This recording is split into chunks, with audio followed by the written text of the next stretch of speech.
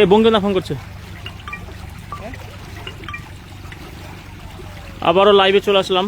এই যে আমাদের এটা উত্তর চণ্ডীপুর হাই স্কুল এবং ভূতনি থানা যাওয়ার এটা হচ্ছে মেন রোড। এই রোডের পাশে আমাদের 3টা কালভেট রয়েছে। এটা হচ্ছে আমাদের সবথেকে ছোট কালভেট। এই কালভেটটার অবস্থা অতটাও ভালো না। দেখতে পাচ্ছেন এই কালভেট দিয়েও প্রচুর গতিতে জল বেরোচ্ছে। এবং আমার এই ভিডিওটা করার একটাই মূল উদ্দেশ্য যে প্রশাসনের কাছে আমি একটা দৃষ্টি আকর্ষণ করছি যে এটা হচ্ছে আমাদের মেন রোড। এই রোড দিয়ে অনেক মানুষ, স্বাস্থ্যকেন্দ্রে, বৈদ্যুতিক যন্ত্র, এটা হচ্ছে আমাদের মেন রোড এক কথায় বলতে গেলে, যেটা দিয়ে প্রতিদিনের মানুষের যাতায়াত হয়। আমি এই কারণে যে ভিডিওটা করছিলাম যে দেখেন এই রোডের পাশেই একটা ধসের সৃষ্টি হয়েছে। আমি দেখাচ্ছি আপনাদের, এই যে একটা ধসের সৃষ্টি হয়েছে রোডের পাশেই। এটা দিয়ে বড় বড় মাল ভর্তি গাড়ি যখন যাচ্ছে তখন এখানে ধসের সৃষ্টি হচ্ছে এবং এটা চাপ পড়ে যাওয়ার সম্ভাবনা অনেক বেশি রয়েছে। এই যে দেখেন, আমি আপনাদেরকে দেখানোর চেষ্টা করছি। এই যে দেখেন, এটা দিয়ে একটা ওই গর্তের মতো একটা সৃষ্টি হয়েছে এবং যদি একবার যদি বৃষ্টি যদি হয় তাহলে এটা কিন্তু ধসে যাওয়ার সম্ভাবনা অনেক বেশি রয়েছে। আর যদি ধসে যায় তাহলে এটাই হচ্ছে আমাদের মেন রাস্তা, যেটা দিয়ে আমরা প্রতিনিয়ত যাতায়াত করি। এই যে দেখেন, দেখানোর আমি চেষ্টা করছি।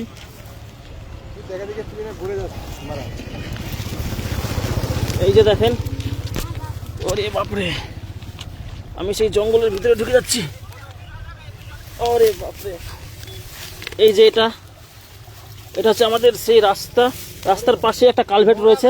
হ্যাঁ, এখানে সাপও উঠে যাওয়ার সম্ভাবনা অনেক বেশি, তাই আমি নিজের জীবনের ঝুঁকি নিয়ে আমি এই ভিডিওটা করছি। দেখেন এই যে কালভেট, এই যে দেখেন এই কালভেট, এই কালভেটের পাশেই এই জায়গাটা ধসে গেছে। দেখেন এই যে এই জায়গাটা ধসে গেছে, এই যে ধসে গেছে, এই যে দেখেন ধসে গেছে এই জায়গাটা। এবং এমন পরিমাণে ধসেছে, যদি ধস যদি নেমে যায় তাহলে কিন্তু এই কালভেট সহ, এই যে আপনারা দেখতে পাচ্ছেন, দেখেন আমি ভিতরে ঘুরে যাচ্ছি। এই যে দেখেন, আমাদের মেন রোডের পাশেই একটা কালভেট রয়েছে। এই কালভেটটা দেখেন কি পরিমাণে ধসের সৃষ্টি হয়েছে। আর এই রোডটা দিয়ে আমাদের প্রতিনিয়ত পণ্যযাত্রী গাড়ি থেকে শুরু করে স্কুলের ছাত্রছাত্রীরা নিত্য প্রয়োজনীয় জিনিস এবং স্বাস্থ্যকেন্দ্রে প্রচুর পরিমাণে আমাদের রোগী যাতায়াত করেন। এটাই হচ্ছে আমাদের মেন রাস্তা। এই রাস্তার পাশে একটা ছোট কালভেট রয়েছে। এই ছোট কালভেটটা আজ ভয়ঙ্কর পরিস্থিতির মধ্য দিয়ে যাচ্ছে। আমি প্রশাসনের কাছে আমি রিকোয়েস্ট করছি যে এই দিকটাই যেন একটু ভালো করে আমাদের পুলিশ প্রশাসনের তরফ থেকে বলছি এখানে সিভিল যেন মোতায়েন করা হয় এবং এই দিকটা যেন একটু দেখার জন্য একটু বন্দোবস্ত করা হয় বড় গাড়ি। এবং আমি রিকোয়েস্ট করছি যে পঞ্চায়েতের তরফ থেকে এখানে যদি কিছুটা যদি রাবিশ বা কিছুটা যদি ইটের যদি বন্দোবস্ত করা হয় তাহলে হয়তো এই জায়গাটা বেঁচে যেতে পারে। তাই আমি এই ভিডিওটা করে আপনাদের মাধ্যমে সেটা আমি জানাতে চাইছি প্রশাসনের কাছে। দেখেন এই যে এই কালভেটটা, এটা দিয়ে জল চলে যাচ্ছে আমাদের সেই কুলিনতলা ঘাটের দিকে। দেখতে পাচ্ছেন, আমি এখন সেই একটা জঙ্গলের ভিতরে ঢুকে আমি সেই ভিডিওটা করছি। দেখতে পাচ্ছেন যে এটা দিয়ে জল চলে যাবে আমাদের সেই কুলিনতলা ঢাবের ওই দিকটায় এবং আজকের মধ্যে কিন্তু আমাদের সেই ঢাব একদম জলে পরিপূর্ণ হয়ে যাবে এবং ভূতনিবাসী আমরা কিন্তু ভেসে যাবো। এই আমাদের সেই নামে দামি ঢাব, কুলিনতলা ঢাব। এখানে যে এত বড় বড় যে মাছ রয়েছে সেই মাছ কিন্তু সব ভেসে ভেসে চলে যাবে।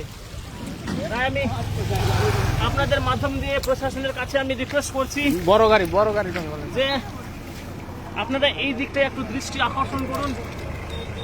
দেখতে পাচ্ছেন,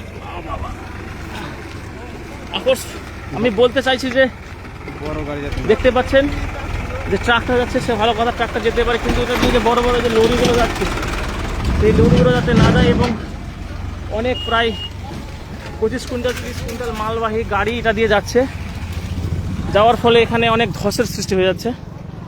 তাই আমি আপনাদের মধ্য দিয়ে জানাতে চাইছি যে এখানে যেন কোনো কিছু যেন ব্যবস্থা করা হয়। ধন্যবাদ।